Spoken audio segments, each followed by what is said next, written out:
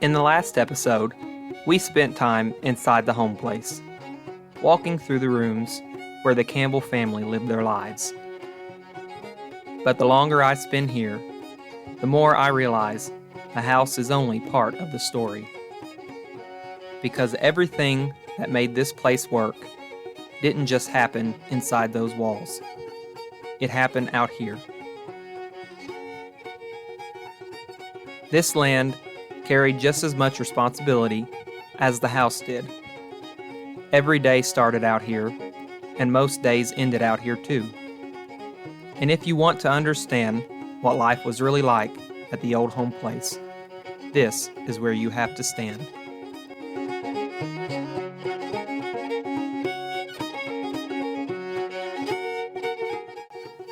The barn is one of the first things that catches your attention when you step out here. It's been standing for a long time, and even in the shape it's in now, it still holds its place on this property. This isn't something that was added later. This barn is believed to go all the way back to Wayman and Sally's time. And when you get close enough to really look at it, you can start to see why.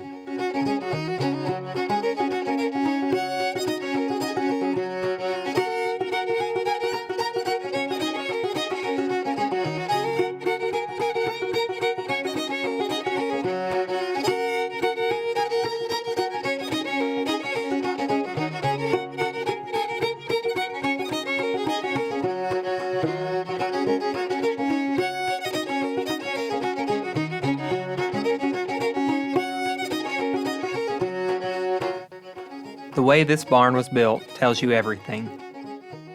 There are no nails holding these main joints together.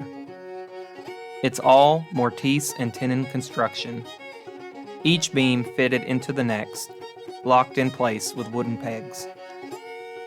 That's the kind of work that takes time. It takes planning, and it takes someone who knows exactly what they're doing. The same methods were used in the house, which is one of the reasons we believe this barn was built right alongside it. And when you look up into the roof, you can see the cross bracing that's been holding everything steady all these years. Nothing about this was rushed. It was built to last, and it did.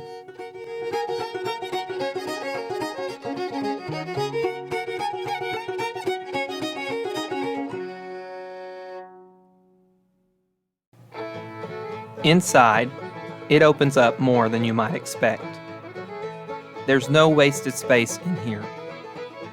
Everything had a purpose.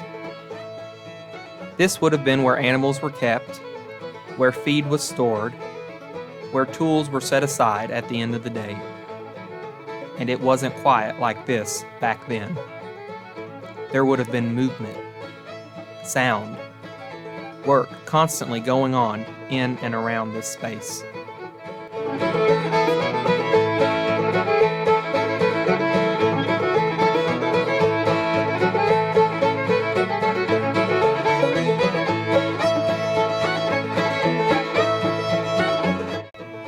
For a place like this, the barn wasn't separate from the home. It was part of it. You didn't just come out here occasionally. You were out here every day, morning and evening, in every season, no matter the weather. And if everything here was taken care of, then things inside the house were steady too. That's how connected it all was.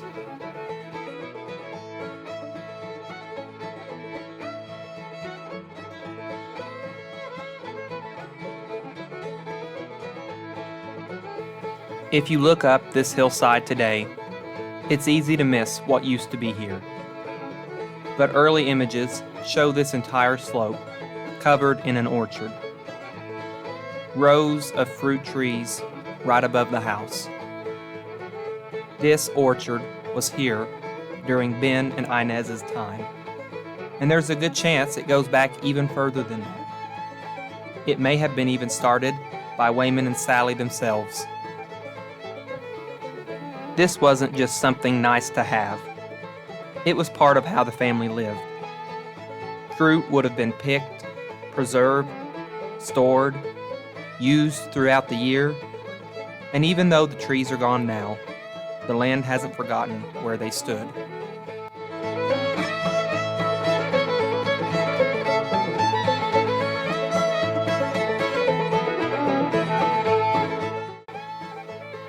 Right here, where the red barn stands today, there was once another building that was just as important as anything we've seen so far. This was the location of the original smokehouse and possibly a summer kitchen built by Wayman Taylor Campbell. There's an old photograph of Hattie Campbell standing in front of it, which tells us it was still standing during her lifetime. This is where meat would have been cured, where food was preserved for the long term. In some seasons, it may have even been used for cooking, keeping that heat away from the main house. Sometime in the early 1970s, the original smokehouse that stood here was torn down after falling into serious disrepair. And today, this red barn stands in its place. But time has caught up with this structure too. You can see it in the way it leans, the way the roof has started to give, the way the wood has weathered over the years. And the reality is, much like the smokehouse before it, this building doesn't have a lot of time left. So instead of letting it fall the same way, the plan is to take it down and use what's still good from it to build something that once stood here before.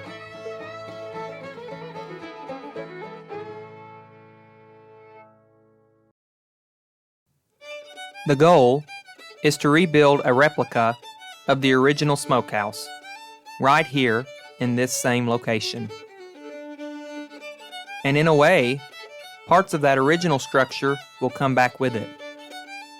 Some of the framing in this red barn traces back to that earlier building, and that material will be reused in the reconstruction. And the siding will come from the main house itself, from boards that were removed from the back side during renovations. So, what was once part of the house and what remains from this building will come together to rebuild something that belonged here from the beginning. It's not about replacing what was lost.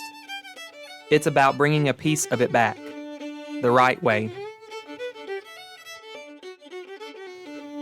Just beyond this point, along the edge of the woods, is another structure that tells part of the story. This outhouse is one of the first things people notice, but it's important to understand where it fits in the timeline. This isn't original to Wayman and Sally's time. It was most likely built later, during the years that Ben and Inez Campbell lived here. And even this structure hasn't stayed in one place. Over the last 60 years, it has been moved several times, before ending up here, behind the little red barn, along the wood line. But, even though this one came later, it still represents a way of life that defined this place for a long time. There was no indoor plumbing, no convenience like we're used to today. Everything required a little more effort, a little more routine, and a different kind of mindset.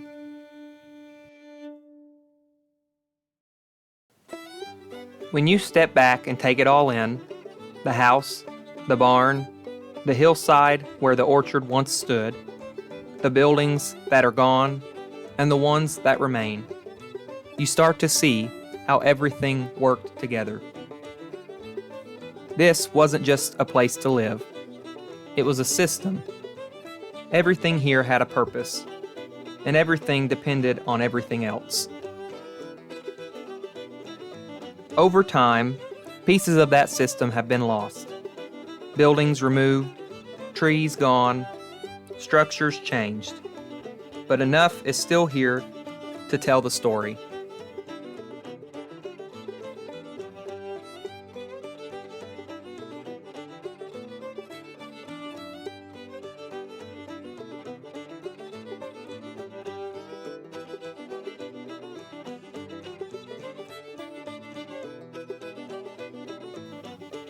In the next episode, we're going to slow things down a little bit and take a closer look at the people who lived here, Jim and Hattie Campbell, and later Ben and Inez Campbell.